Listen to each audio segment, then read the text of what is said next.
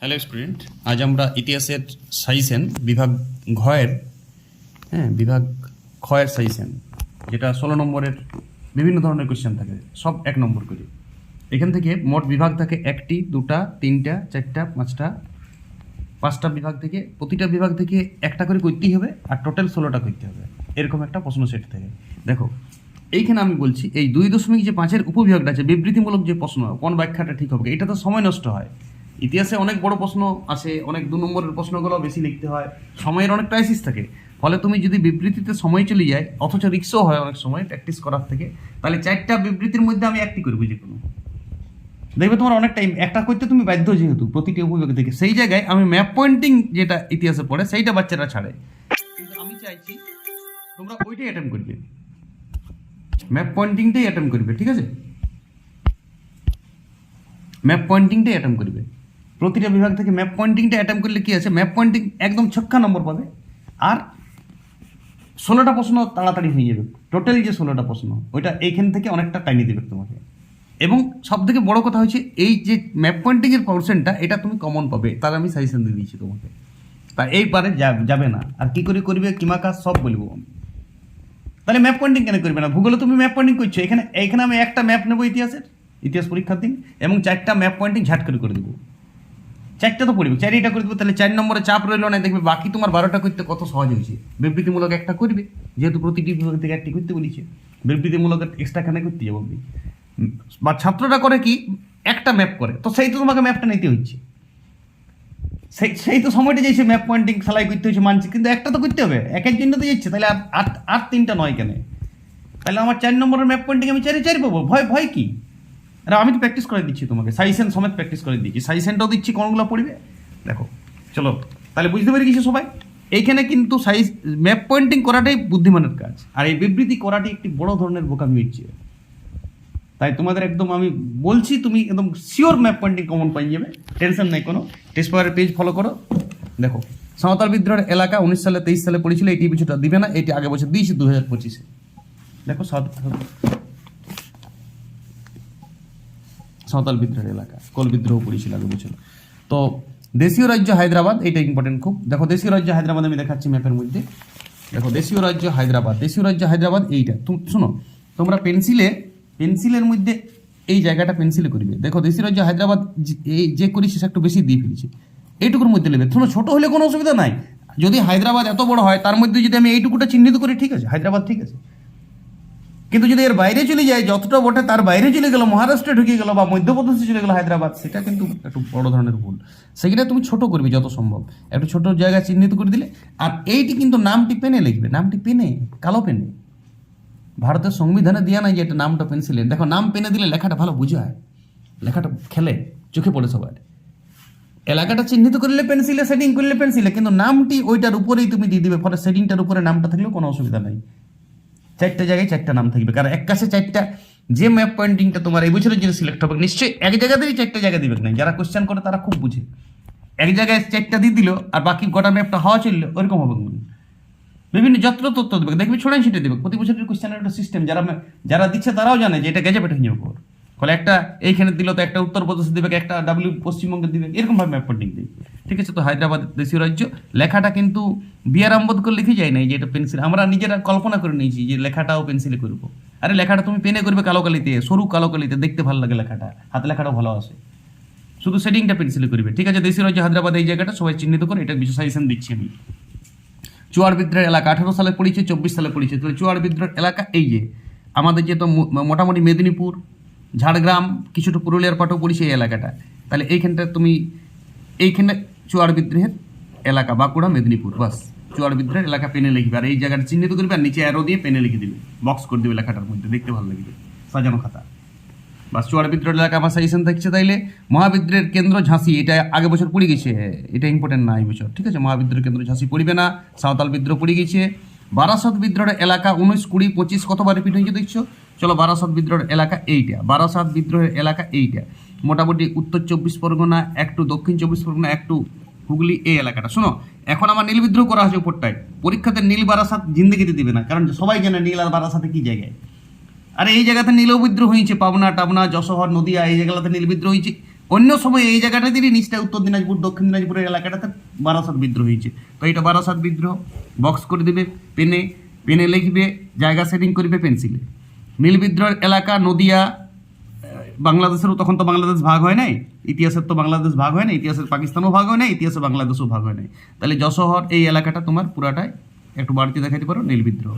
নদিয়া, যশোহর, পাবনা, এইসব অনেক এলাকা নীল বিদ্রোহ প্রচুর এলাকা, কিন্তু তুমি ছোট দেখাবে, বেশি বড় করো না, গোটা বাংলাদেশ দিয়ে দিও না। ঠিক আছে, নেক্সট বারাসা বিদ্রোহ হয়ে গেল। পুনর্গঠিত রাজ্য মহারাষ্ট্র, এই যে আমার পুনর্গঠিত রাজ্য মহারাষ্ট্র একটু বেশি হয়ে গেছে, তুমি একটু কম করবে, এইটুকুর মধ্যে নিয়ে যাবে, এইটুকু কাটি দিবে, এটা মধ্যপ্রদেশ ঢুকছে, এইটুকুর মধ্যে কাটি দিবে। ছোট হইলেও কোনো অসুবিধা নাই, মহারাষ্ট্র যদি আরও বাড়তি হইতো ছোট হয় কোনো অসুবিধা নাই, নিচে লিখে দেবে পুনর্গঠিত রাজ্য মহারাষ্ট্র। ঠিক আছে, তাহলে মহারাষ্ট্র শিখে গেল, 2020-তে পড়েছে, খুব চান্স। পুনর্গঠিত রাজ্য কেরল, এই যে পুনর্গঠিত রাজ্য কেরল, ঠিক আছে, পুনর্গঠিত রাজ্য কেরল বক্সে, এটাও সাজেশন, প্রতিটাই আমি সাজেশন দিচ্ছি এবং করে দেখিয়েও দিচ্ছি সাথে কোথায় অবস্থান করে। ছাত্রছাত্রীদের কোনো অসুবিধা নেই, এগুলো শুধু প্র্যাকটিস করে যাবে, তাহলে তুমি 16 নম্বরে 16ই পাবে।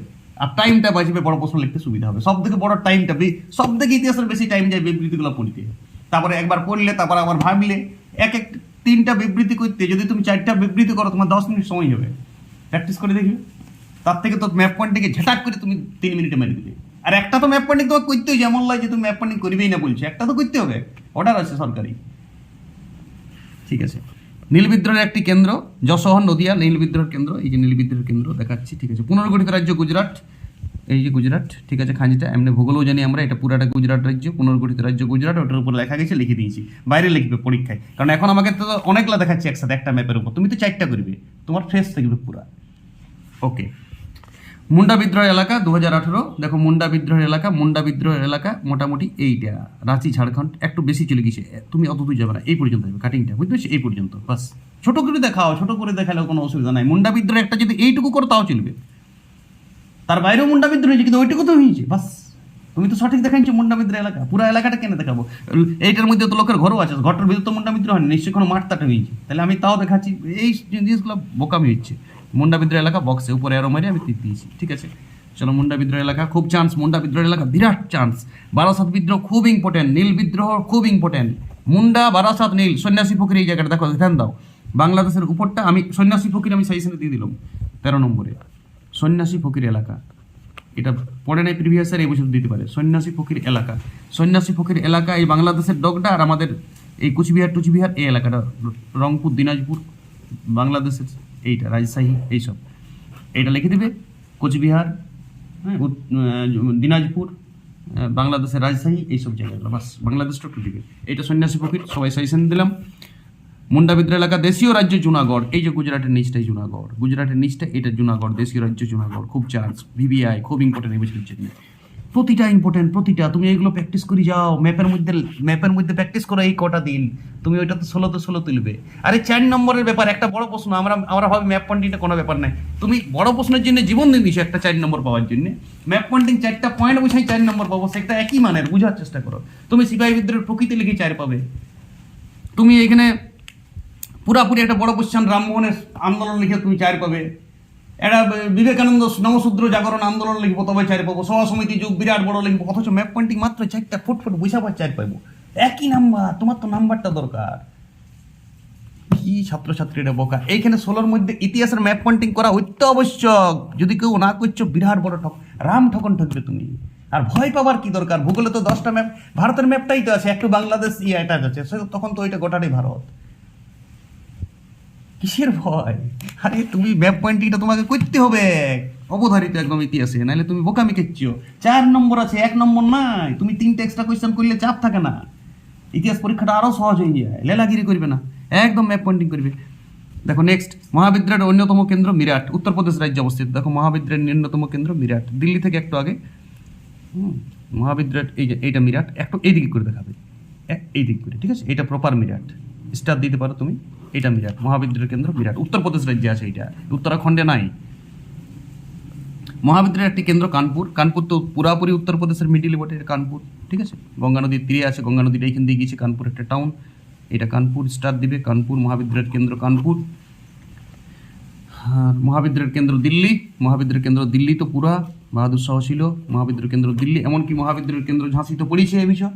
তুমি ব্যারাকপুরটা করবে মহাবিদ্রোহ কেন্দ্র। ব্যারাকপুর তো এইখানে, এই যে নীল বিদ্রোহ যেখানটা হয়েছিল তার উপরটাতেই হবে। আমি এখন দেখাচ্ছি ব্যারাকপুর আমাদের এইখানে, কারণ মঙ্গল পাণ্ডে ছিল তো এখানে, তাহলে ব্যারাকপুর ছাউনি দিতে পারে কোশ্চেন, নতুন কোশ্চেন। বিহারের কনওয়ার সিং এর এলাকাটা দেখাইতে পারো, বিহার এটাও দিতে পারে। মহাবিদ্রোহের একটা এলাকা তোমাকে দিবেই অবধারিত, ঝাঁসি পড়ে গেছি কিন্তু ব্যারাকপুরটা, মিরাট, দিল্লি, কানপুর, এগুলো তুমি একটু দেখিয়ে যাবে প্রত্যেকটাই, ঠিক আছে। আর এদিকে বললাম ব্যারাকপুরটা এইখানে পশ্চিমবঙ্গ রাজ্যে আমাদের, আর এদিকে ওই যে কনওয়ার সিং এর যে এলাকাটা বিহারে, ওইটাও দেখিয়ে যাবে। বাস এই গেল তোমার ইতিহাসের ম্যাপ পয়েন্টিং সাজেশন। এর বাইরে কোনো কোশ্চেন আসবে না, একদম অবধারিত হয়। শুনো, দেশীয় রাজ্য তৈরি, তুমি একটু এদিকে এই কাশ্মীরটা জানো তো, কাশ্মীর যদিও কেন্দ্র শাসিত তা সত্ত্বেও কাশ্মীর এলাকাটা এইটা, ঠিক আছে। বড় প্রশ্ন আসে তো, কাশ্মীর কীভাবে আমাদের রাজ্যে অন্তর্ভুক্ত হলো, আসে না? হায়দ্রাবাদ কী করে অন্তর্ভুক্ত হলো, জুনাগড় কী করে হইলো, আর কোনটা কোনটা আছে, কেরালা কী করে আসে না, গোয়া আসে না তো, ঠিক আছে। এইগুলা দেশীয় রাজ্য অন্তর্ভুক্ত। একটা সিপাহী বিদ্রোহ থেকে দিবে, একটা সন্ন্যাসী ফকির বললাম, হয় বারাসাত পড়িবে, আর একটা বাংলাদেশের কি বিদ্রোহ ছিল যেন, রংপুর বিদ্রোহ, ওইটা এইখানটায় বাংলাদেশের মাঝে একদম, এইটা রংপুর বিদ্রোহ যদি পড়ে যায় দেখে নাও।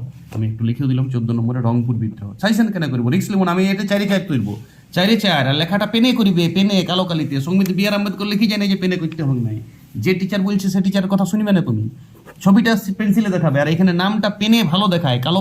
কালো পেন আর পেন্সিলের তফাৎ কি, পেন্সিলের লেখাটা অন্য পাতায় লেগে যায়, উঠে যায়, ভেসড়া হয়ে যায়, সেখানে তুমি বক্স করে পেনে লিখবে নামটা, যে নামটা লিখবে সেইটা পেনে, বক্সটাও তুমি পেনে দিতে পারো।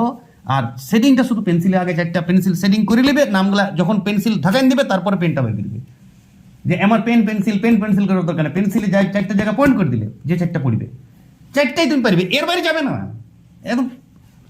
আমাকে তুমি ফোন করবে, ফোন নাম্বার দিয়ে দিব, যদি এর বাইরে যায় আমি এক্সট্রা দিয়ে দিয়েছি আরো অনেক, এর বাইরে পসিবলই নয়, আর নাই কিছু সিলেবাসে, ঠিক আছে। বাস এগুলোই পড়বে, সবাই সচেতন থাকো।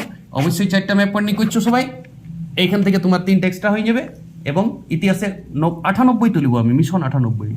আমি অলরেডি বড় প্রশ্নের সাজেশন দিয়ে দিয়েছি, 8 নম্বর 4 নম্বরের সব সাজেশন দিয়েছি, ইতিহাস বড় প্রশ্ন দিয়েছি। রিসেন্ট আমি ওই 11-22 যেটা গ বিভাগের সাজেশনটা আসছে ইতিহাসে, ওইটাও 100% কমন পড়বে।